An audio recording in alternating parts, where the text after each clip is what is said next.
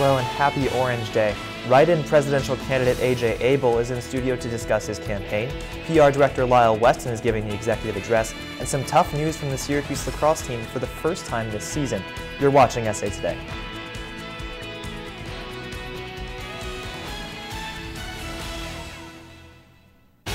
SU lacrosse midfielder Hayes McGinley is being charged with 2 counts of harassment in the second degree after punching William Weaver and Kendall Talbot, 2 Insomnia Cookie employees.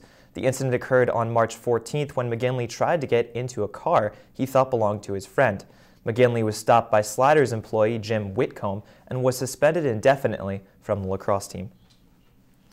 Hillary Clinton spoke at last night's Toner Awards in Washington, D.C. The Toner Prize is a $5,000 reward sponsored by the Newhouse School for Excellence in Journalism. Hillary Clinton was invited to speak at the event and took the opportunity to crack Jones about her recent email scandal. Chancellor Syverud is creating a working group in response to the resolutions passed last fall. This group was created to address the Student Association's concern about the language used in the policy. David Rubin, a professor and dean in the Newhouse School, will head the group made up of 4 students and another faculty member. The group will review the issues in the resolutions and make recommendations to the Chancellor. Tomorrow night at 7 p.m., Forrest Whitaker is scheduled to speak at Hendricks Chapel. Whitaker is an actor and a humanitarian who will speak on behalf of the Truth Be Told speaker series organized by the Delta Zeta chapter of the Alpha Phi Alpha fraternity. Ronald Taylor, the community service director of the organization, came in earlier today to talk about why they chose Whitaker. Syracuse University and the Department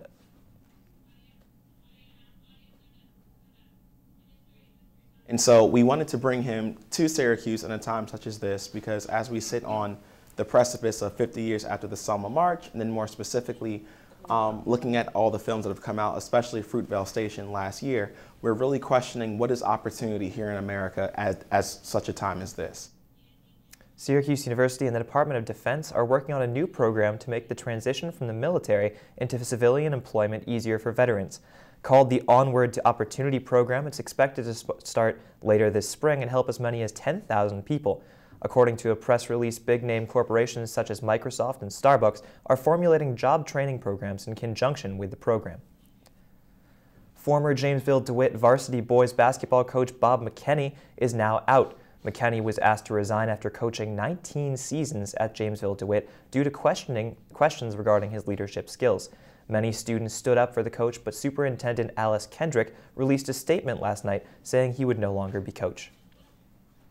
The high-profile trial of Dr. Robert Newlander continues in Syracuse. Newlander is accused of killing his wife in 2012. The prosecution called their final witness in the case today. Tracy Correll is a medical examiner who analyzed photos of Leslie Newlander's body. The chairman of the House Oversight Committee is not happy with the Secret Service. He told the director today that the group botched the response to the bomb threat at the White House in March. Jason Chavez showed a video of the incident in the congressional hearing today. Chavez said it took 11 minutes for the Secret Service to call the bomb squad about the incident. 2 Secret Service agents have been accused of driving through the crime scene on their way home from a party. A flight bound from Dusseldorf, Germany crashed in the French Alps shortly after reaching its cruising altitude earlier today. 150 people were on board the flight, including 16 high school students and their 2 teachers. The plane's black box has been found near the site of the crash. However, at this time, the cause of the crash is still unknown. Earlier today, Student Association PR Chair Lyle Weston came into the studio to deliver the executive address. Here's what he had to say. Good evening, everybody. I am Lyle Weston, the Student Association Director of Public Relations. At the last Assembly meeting, Dean of Student Affairs, Rebecca Reed-Kantrowitz, presented SU's new health insurance plan to SA. Beginning with the 2016-17 academic year, all full-time Syracuse University students will be required to have health insurance.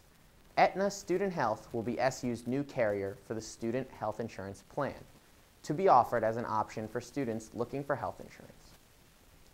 There will be a candidate forum organized by SA on April 12th to allow students the opportunity to ask presidential candidate Aisha Sidat and comptroller candidate Phil Kramer questions.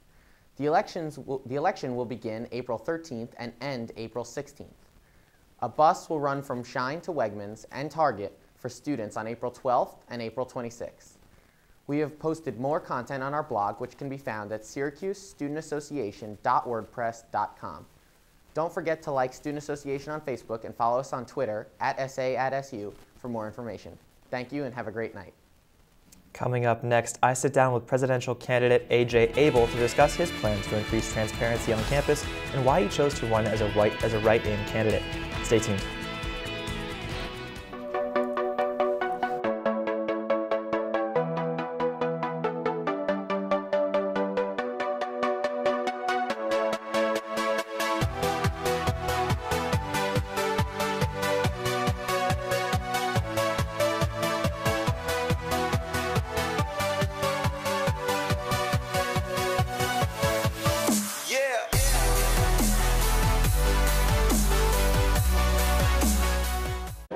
I'm Jay Billis of ESPN. You're watching CitrusTV, so don't change the channel. So, I just moved in with his family, and it's embarrassing. The little one, he likes to go outside and crawl around in the giant litter box. I don't know what he's doing. I mean, I was born and I knew how to use the litter box. Look at that. That's disgusting. Oh, poop already. You're making me nervous. Oh, okay, I can't look at this anymore. I really hope he grows out of this, for his sake. I grew up in the housing projects of Cleveland. I didn't even know that life could be any better than it was. Education for me has been a way to get away from the agony of what was normal life. I want to be able to impact the community, not just look back on where I came from, but to reach back to where I came from and pull some people up with me. My name is David, and I am your dividend. Jimmy can't sing, and Tommy can't dance, so we're gonna put some ants in their pants. Aww. Kids will spend 22 minutes watching us, the super duper party troopers, sing about ants in their pants. Isn't that funny? Ants in their pants, they got ants in their pants, they've got ants in their pants. Brushing for 2 minutes now can save your child from severe tooth pain later. 2 minutes, twice a day. They have the time. Welcome back. Your syllabi are going to look a little bit different next semester. The Student Association passed a resolution last night asking professors to include sexual and relationship violence resources on their syllabi. SA also passed a resolution that asks SU to include sub-zero temperatures in class cancellation policies. SA discussed, but did not pass, a resolution to improve relationships with RSOS.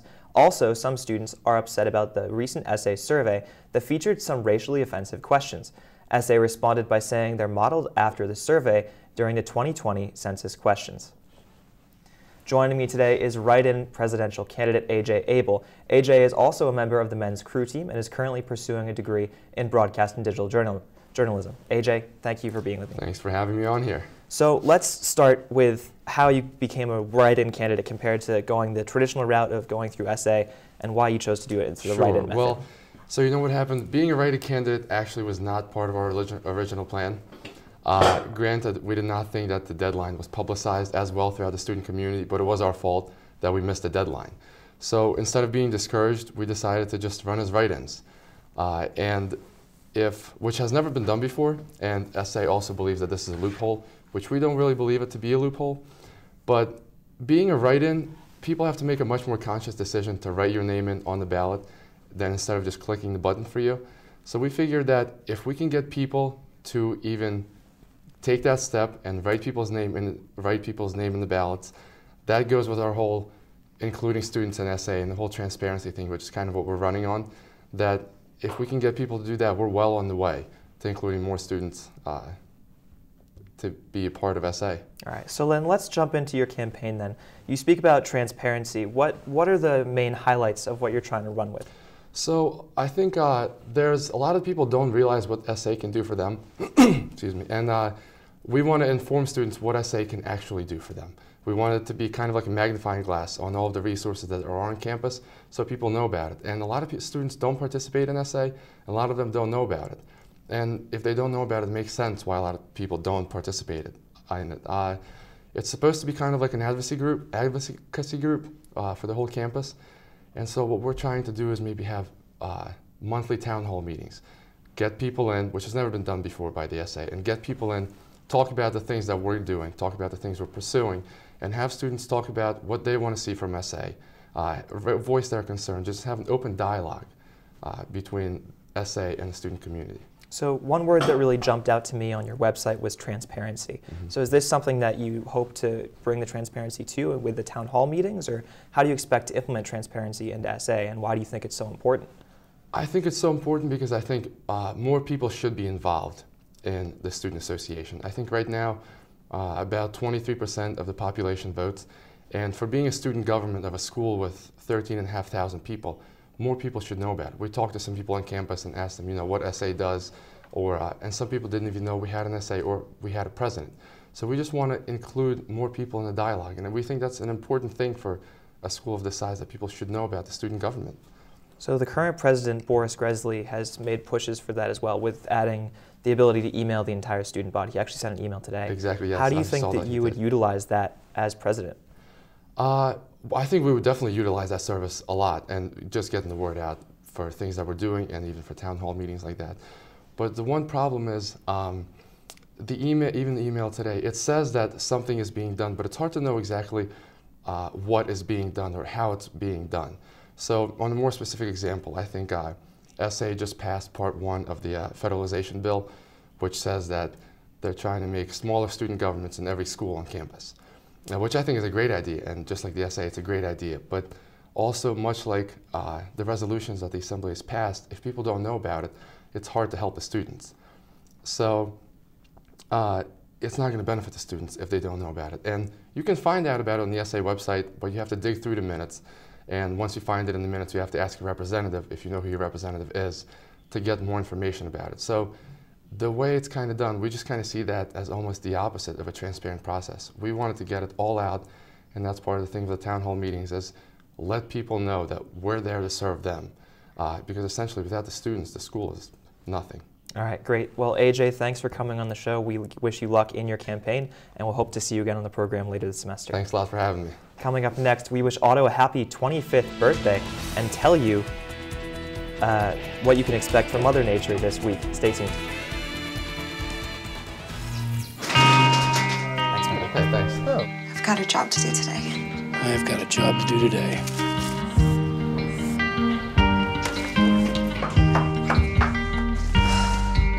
First day at work, Mom. Your donations to Goodwill fund job training programs right in your community. Feels good to start fresh, right? Sure does. And like that, you're a job creator.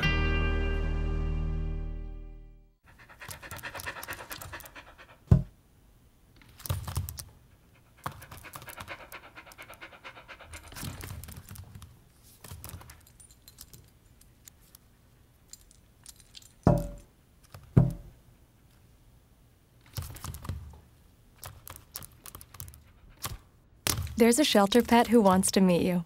Meet one today. Visit theshelterpetproject.org. Adopt. I'm a teacher. Let me tell you what I make. I make learning a privilege, not a chore, and frustration a tool, not an obstacle. I make working hard seem easy and giving up impossible. I make an old subject feel like a fresh thought and unconventional methods common. I'm a teacher. I make more. Well, it may technically be spring, but Mother Nature has something else in mind. You can expect temperatures in the low 20s this evening with rain expected into the weekend. There's a 50% chance of rain and a snow shower mix on Friday with partly sunny skies peeking through again on Sunday. Well, on behalf of SA Today, we'd like to say happy birthday to Otto the Orange. Otto celebrated his 25th birthday with a cake in the Shine Student Center. Today is National Orange Day, so be sure to wish a happy birthday to your favorite mascot. Well, that's all that we have for you tonight on SA Today. Thanks for tuning in, and be sure to follow us on Twitter at SA_today. Have a happy Orange Day, Syracuse.